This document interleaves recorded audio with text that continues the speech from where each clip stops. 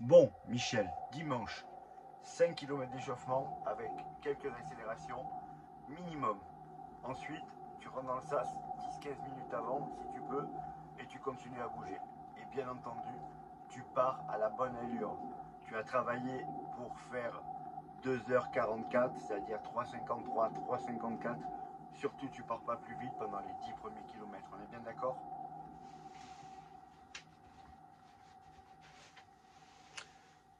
Justement, je voulais t'en parler un peu là. Parce qu'en fait, t'as vu, je suis quand même bien en forme là. Avec le 1,19 que j'ai fait à l'entraînement l'autre jour, j'ai envie de partir plus vite cette fois. Alors je sais que tes plans d'entraînement ils sont bons, que tes conseils ils sont bons, puisqu'à chaque fois, tu arrives à courir le deuxième semi aussi vite que le premier. Mais là, j'ai envie de partir un peu plus vite quand même. Tu vois, tenter quelque chose. Ça fait 85 marathons que tu fais. Tu les as tous réussis, sauf un. Tu t'en rappelles de celui-là? C'était le deuxième. Tu étais parti pour faire moins de 3 heures et tu es passé au semi en 1,25. Et qu'est-ce qui s'est passé? 3h10 à la fin.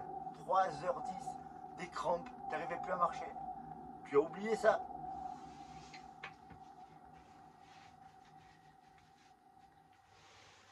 Ouais, mais coach, là tu me parles d'un temps que les moins de 20 ans ne peuvent pas connaître. C'était mon deuxième marathon, je bitais rien. Je faisais 40 bornes par semaine à l'entraînement. On ne parle plus de la même chose.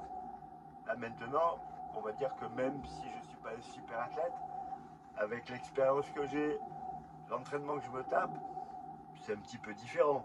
Si je te dis que je peux partir plus vite, c'est que je peux partir plus vite. Alors effectivement, je vais peut-être coincer sur la fin. Mais ça vaut peut-être le coup d'essayer, non? Parce que ça fait depuis le mois de janvier que tu t'entraînes.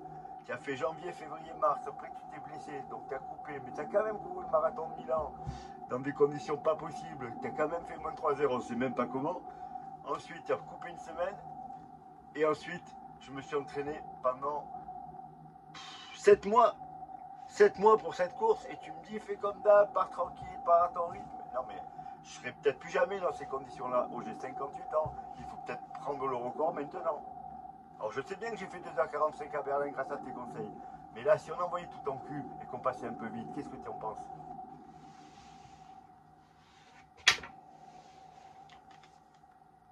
Tu vas te planter si tu fais ça. Tu vas coincer sur la fin, on est bien d'accord, hein? Parce que si tu passes en 1,21 au semi, pour faire 2h42 par exemple, parce que je sais très bien que c'est ça qui est en tête, il est possible que tu fasses rien, quoi. En fait, que tu fasses rien. Tu t'en fous?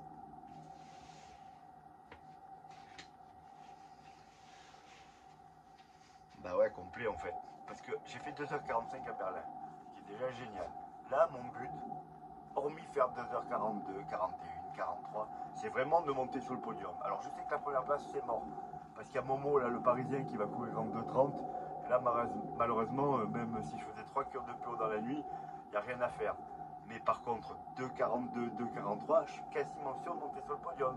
Même à Valencia, qui est le marathon le plus relevé du monde avec celui de Berlin.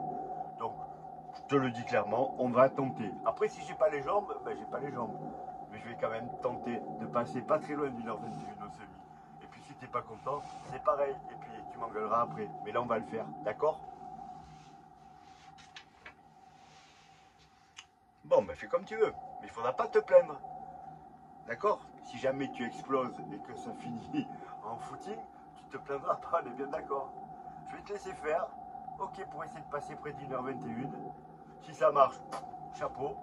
Si ça marche pas, ben, effectivement, tu auras essayé. Mais le 85e marathon peut se transformer à la même chose que le deuxième. Où je te rappelle, tu pleurais en courant en disant je ferai pas moins de 3 heures, je ferai pas moins de 3 heures. Ouais, c'est ça, ouais.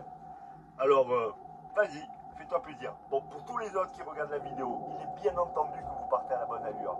Personne ne s'improvise dans la nuit de devenir un meilleur coureur. Si vous voulez réussir votre marathon, le deuxième semi doit être couru aussi vite que le premier.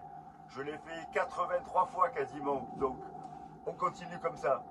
Et l'autre fou là qui va essayer de passer plus vite, s'il a les jambes, parce qu'il dit ça, mais tant il n'aura pas les jambes, eh ben tant pis pour lui, ou tant mieux pour lui. N'oubliez pas, l'entraînement est terminé, tout va se passer dans la tête maintenant.